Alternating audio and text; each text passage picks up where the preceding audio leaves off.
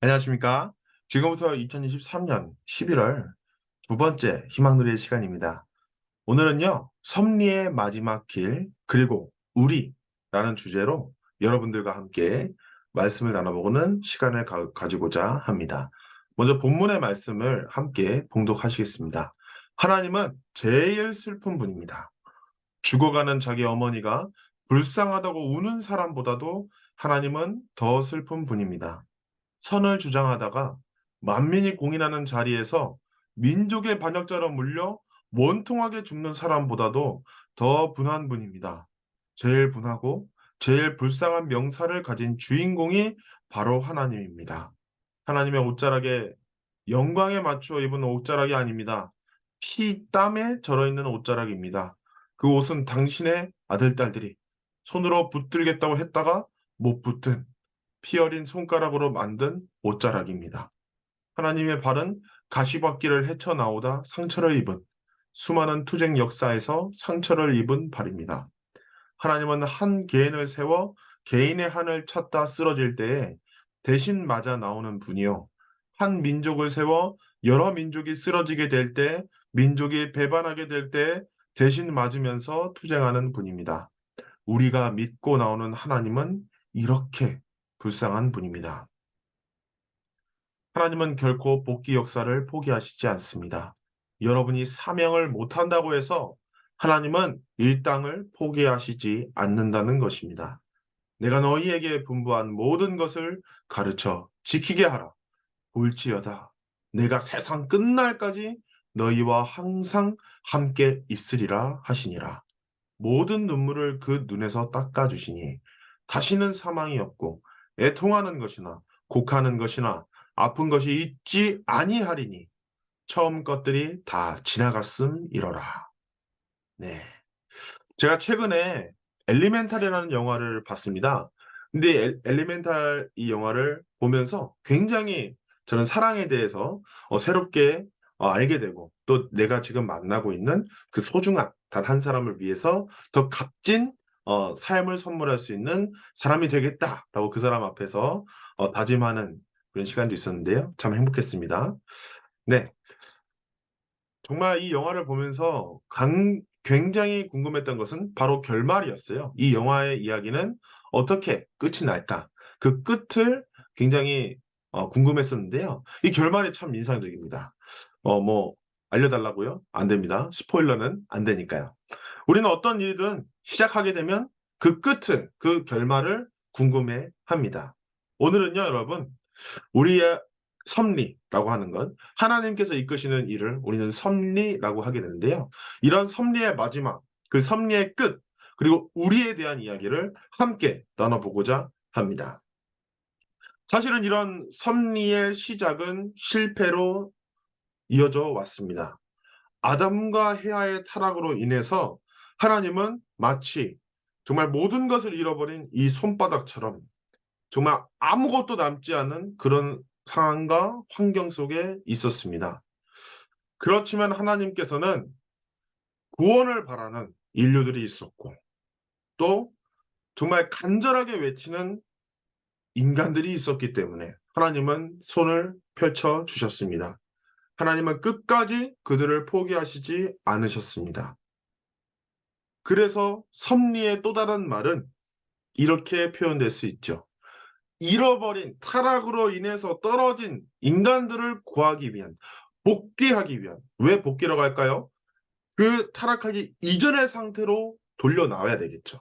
그것을 복귀라고 하게 됩니다. 이런 복귀 역사라고 할 수 있는 것이죠. 이렇게 섭리의 또 다른 말은 바로 복귀 역사입니다. 그러나 하나님께서는 보이지 않으시는 분입니다. 그래서 하나님께서는 나랑 가장 닮은 어떠한 사람, 보이는 사람을 통해서 말씀을 하실 수밖에 없죠. 그래서 그렇게 첫 번째 메시아, 예수 그리스도, 독생자 예수 그리스도께서 이 땅에 오셨습니다. 하나님을 가장 닮을 수 있었던 사람, 하나님의 아들 예수님이셨죠. 그 당시의 지도권, 유대 민족, 그리고 제사장 같은 특권 계층들은 어떻게 해서든지 내가 더 높아지고자, 그리고 내가 더 존경받고자 했습니다. 그러나 예수님은 달랐습니다. 하나님께서 인간들을 구하실 때 가장 어렵고 처참하고 힘들고 고통받는 사람들을 보고 싶지 않을까요? 그들이 더 시급하기 때문에 그들을 구해주기 위해서 하나님은 가실 겁니다. 예수님께서는 그러한 하나님의 심정을 알았습니다. 왜냐? 독생자 하나님의 아들 예수 그리스도셨기 때문입니다. 그렇습니다. 예수님의 삶은 정말로 그 사람들의 입장 이상으로 낮아지고자 하셨고 또 그들을 진심으로 구하려고 하셨습니다. 그러나 예수님께서 온 몸과 온 마음을 다해서 제자들을 사랑하고 유대 민족을 사랑하시려 하셨고 소외받고 핍박받는 억압받는 거지와 창녀 세리와 어부를 사랑하셨지만 그 단 한 사람도 예수님을 대신해서 죽는다는 사람이 없었고 예수님을 지켜드리지 못했습니다. 그래서 예수님께서는 가시왕관을 날카로운 가시왕관에 의해서 머리가 찢기고 로마 병정의 창으로서 보시는 것처럼 정말 온몸이 구멍이 창에 찔려서 창자가 터져 나오면서 피가 터져 나오면서 그렇게 최후를 맞이하실 수밖에 없었습니다. 예수님은 이처럼 불쌍한 그런 예수님의 삶이었습니다. 그러나 예수님 이상으로 불쌍한 분이 있었죠. 바로 하나님이었습니다. 하나님은 제일 슬픈 분입니다. 죽어가는 자기 어머니가 불쌍하다고 우는 사람보다도 하나님은 더 슬픈 분입니다. 선을 주장하다가 만민이 공인하는 자리에서 민족의 반역자로 물려 원통하게 죽는 사람보다도 더 분한 분입니다. 제일 분하고 제일 불쌍한 명사를 가진 주인공이 바로 하나님입니다. 하나님의 옷자락은 영광에 맞추어 입은 옷자락이 아닙니다. 피, 땀에 절어 있는 옷자락입니다. 그 옷은 당신의 아들, 딸들이 손으로 붙들겠다고 했다가 못 붙든 피 어린 손가락으로 만든 옷자락입니다. 하나님의 발은 가시밭길을 헤쳐나오다 상처를 입은 수많은 투쟁 역사에서 상처를 입은 발입니다. 하나님은 한 개인을 세워 개인의 한을 찾다 쓰러질 때 대신 맞아 나오는 분이요. 한 민족을 세워 여러 민족이 쓰러지게 될 때, 민족이 배반하게 될 때 대신 맞으면서 투쟁하는 분입니다. 우리가 믿고 나오는 하나님은 이렇게 불쌍한 분입니다. 그렇습니다. 하나님은 이렇게나 불쌍한 분이셨습니다. 그러나 하나님께서는 독생자 예수 그리스도께서 로마 병정의 창을 찔릴 때 피가 터져 나오는 그 순간까지도 예수께서 이르시되 아버지 저들을 용서하여 주시옵소서. 자기들이 하는 것을 알지 못하나이다 하셨습니다. 죽음, 사탄을 극복한 그런 사망을 극복하며 저들을 사랑하고자 하였던 예수 그리스도. 그래서 에덴 동산의 독생자의 자리는 남아지게 되었습니다. 예수님 죽음 이후 정말 성도들은 예수님이 부활하시고 말씀으로 부활하시고 또 성령으로 부활을 하셨습니다. 예수님께서 돌아가신 이후에 성도들은 예수님의 말씀을 깨닫고 전도하기 시작했습니다. 마치 죽음과 같은 박해가 이어졌습니다. 로마에 지하 도시가 있는데요. 당시 지하교회, 카타콤이라는 교회가 있었습니다. 당시 로마의 박해가 어찌나 심했던지요. 기독교를 믿는다고 하면 어떤 사람이든 잡아 족쳤고 또 정말 유명한 예수님의 제자들은 그 끝이 정말 아주 입에 담기 어려운 그런 사형들을 집행을 당할 수밖에 없었습니다. 하나님의 심정을 알았던 예수 그리스도, 그분의 말씀을 전하는 것이 너무나 힘들었습니다. 그러나 제자들은 포기하지 않았습니다. 그러나 기독교 신도들은 시체 썩은 내에서 시체를 밖으로 꺼내지도 못했어요. 왜냐? 카타콤에서 나오는 순간 죽음이었거든요. 시체 썩는 내를 맡으면서 예배를 드렸고 간절히 정성을 드렸습니다. 그들의 죽음을 무릅쓴 정성이 있었기 때문에 또 하루하루 그렇게 희망을 가지면서 그래도 예수님께서 우리와 함께 하시고 하나님께서 우리와 함께 하신다. 나는 그러한 생각으로 나아갔습니다. 예수님 부활 50일 후 오순절일 성령의 강림하여서 그 120명의 그 제자들, 신도들이 하나가 되어서 나아갔죠.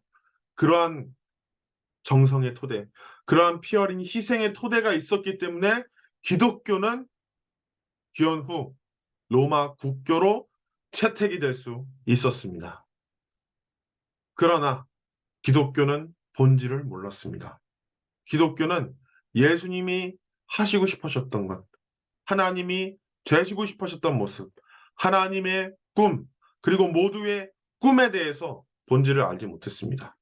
그러다 보니 종교가 부패되기 시작하였습니다. 성직자는 첩, 아내가 아니라 첩입니다. 애인을 두고 또 사생아도 있었고, 매간 매직, 직업을 팔고, 성직자의 그 권위를 팔고, 또 면죄부, 돈을 주면 모든 것이 사함을 받을 수 있다고 얘기하면서 그렇게 돈을 목적으로 신을 이용하기 시작합니다. 그렇게 종교는 썩어 들어갑니다. 그래서 기독교는 중생해야, 거듭나야만 했었습니다. 그때 그 종교 부패, 엄청 최악의 순간에 한 학자가 등장하게 되죠. 바로 장 칼빈입니다. 장 칼빈은 종교개혁의 필요성을 출간하게 되죠. 1543년에요. 그리고 그 당시 기독교는 오직 성령, 오직 진리, 오직 성경으로 거듭나야 된다를 강조하였습니다. 그리고 어머니로서의 교회, 성령의 교회를 강조하였죠. 그렇습니다.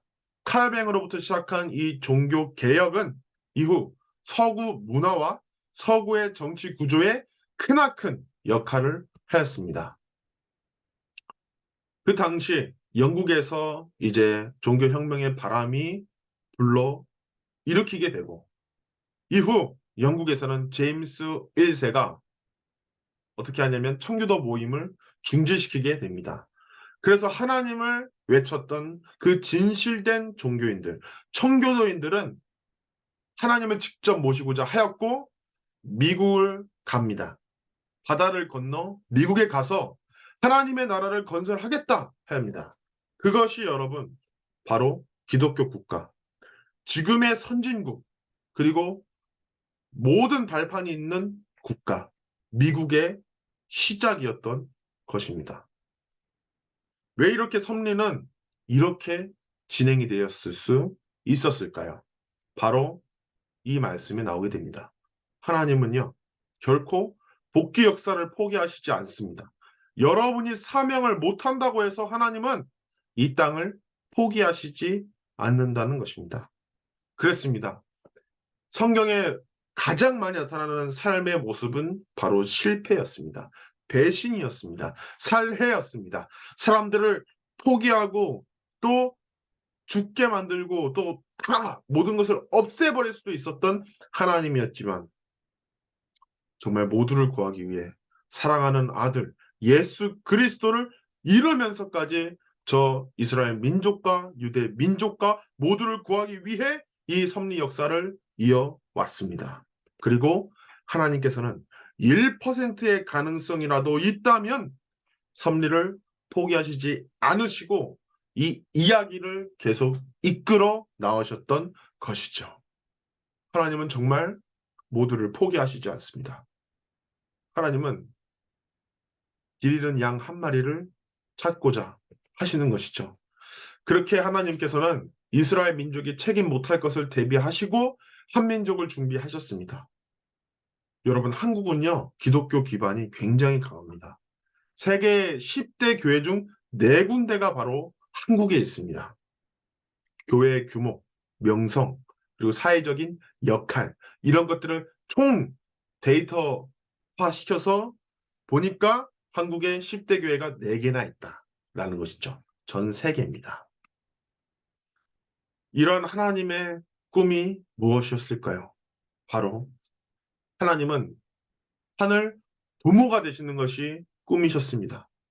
그래서 몸이 없으신 하나님은 독생자 예수 그리스도를 통해서는 아버지로서의 하나님을 보여주시고 참 어머니격인 존재가 나와서 초림 독생녀, 참된 어머니, 참 어머니가 오셔서 어머니로서의 모습, 하늘 어머니로서의 모습, 이 두 부분이 합쳐져서 이제 비로소 정말 자식을 낳을 수 있고 품을 수 있는 하늘 부모가 되는 것이 하나님의 꿈이었고, 이 지상에서 참 부모와 자녀와 함께 같이 사는 것이 하늘 부모님의 꿈이었습니다. 이 배경처럼요. 그래서 하늘 부모님의 꿈은 참 부모가 나타날 때 하나님의 꿈이 시작이 되어집니다. 많은 종교들이 바라고 원하던 것, 기독교에서 기다리고 있는 것은 바로 독생녀입니다. 그렇게 참 부모로 나타나는 성혼, 그것이 예수님이 하지 못하셨던 한이었습니다. 예수님께서는 마리아에게도 책임을 하지 못하는 것에 꾸중을 하시고 몇 번이나 그랬습니다. 예수님께서 얼마나 결혼하고 싶으셨는지, 얼마나 하나님의 그 한을 해방하고 싶으셨는지, 그리고 그렇게 하지 못함에 예수님이 얼마나 원통하셨을지 여러분도 한번 생각을 해보시기 바랍니다. 그래서 섭리의 독생녀가 나와야 합니다. 참된 어머니, 진정한 어머니, 참 어머님이 나오셔야 되는 것이죠.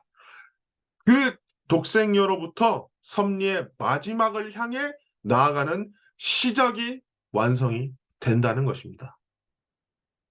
구약 시대에는 하나님은 야훼 하나님이었습니다. 그래서 하나님의 모습은 절대자, 심판자, 권능자 하나님이었고 두려움의 대상이었습니다. 예수님이 나오시고 나서 하나님은 아버지로서의 하나님이 인식하게 됩니다. 그래서 사람들은, 기독교 신도들은 예수님의 그 보혈을 통해서, 예수님을 통해서 아버지 하나님을 믿고 양자의 입장에서 함께 할 수 있게 되었죠. 그리고 지금은요, 천일국 시대, 이제는 창조 본연의 세계. 하나님은 하늘 아버지로만 있는 분이 아니다. 하늘 어머니로의 하나님도 계시고, 그렇기 때문에 하늘 부모님이시다. 근데 그 부모는 어떤 부모님이시냐? 창조 본연의 세계에서 함께 지상에서 살고자 하셨던 그러한 부모님이시다. 그렇기 때문에 인간들이 계속 배신하고, 인간들이 계속 하나님을 속이고, 또 하나님이 보낸 사람을 죽여도 하나님께서는 그들 한 명 한 명이 아들, 딸이기 때문에 그들을 품으시려고 이 역사를, 이 섭리를 이끌어 나오시는 것입니다. 기독교의 사명은 따라서 재림주, 다시 오실 주님을 준비하는, 가장 중요한 것은 독생녀를 준비하며 참부모, 성원, 어린 양 혼인잔치를 하는 것이 바로 기독교의 사명인 것입니다. 지금은 독생녀 중심의 시대입니다. 몇몇 사람들은 의문을 가질 수도 있습니다. 도대체 왜일까요? 바로 마태복음 28장 20절에 이 말씀이 나오게 됩니다. 내가 너희에게 분부한 모든 것을 가르쳐 지키게 하라. 볼지어다 내가 세상 끝날까지 너희와 항상 함께 있으리라. 그렇습니다. 하나님은 항상 함께 계시고 싶어 합니다. 그리고 완전히 이 한 명 한 명의 사람들을 구하고 품어주고 싶고 키워주고 싶고 다시 낳아주고 싶고 다시 사랑하고 싶으신 것. 그것이 부모로서의 하나님의 소원이자 꿈이자 목표입니다. 그러기 때문에 독생녀가 이 땅에 현현하면서 참부모로 성혼하면서 그렇게 하늘 부모로서 보이는 참부모를 통해서 완성하시는 것. 지금까지의 말씀, 지금까지의 약속이 이루어지는 그것이 바로 하늘 부모님의 그리고 모두의 소원인 것입니다. 지금까지의 시대는 하늘 부모를 찾는 광야 시대였습니다. 그리고 사랑을 찾아가는 광야 시대였던 것이죠. 섭리의 메시지는 무엇일까요? 바로 여러분 한 명 한 명이 사랑하기 위해서, 사랑받기 위해서 태어난 사람이라는 것을 섭리는 이 메시지를 전하고 싶었던 것입니다. 그래서 여러분 한 명 한 명이 쓸모없는 사람이 없습니다. 하나님은 모두 구원을 이루지 않으신다면 의미가 없습니다. 왜? 모든 이들이 정말로 하늘 부모님의 아들이자 딸이기 때문이죠. 그래서 하나님께서는 이 말씀을 이루고 싶어 합니다. 모든 눈물을 그 눈에서 닦아 주시니 다시는 사망이 없고 애통하는 것이나 곡하는 것이나 아픈 것이 다시 있지 아니하리니 처음 것들이 다 지나갔음이로다. 요한계시록에 나오는 말씀입니다. 그렇습니다. 천일국 시대는 이제 약속이 이루어지는 시대입니다. 그리고 지금까지 4대 성인들, 예수님, 그리고 참 부모님, 이제는 모두 하늘 부모님의 꿈을, 모든 사람들의 꿈을 이루어줄 시대가 돌아왔습니다.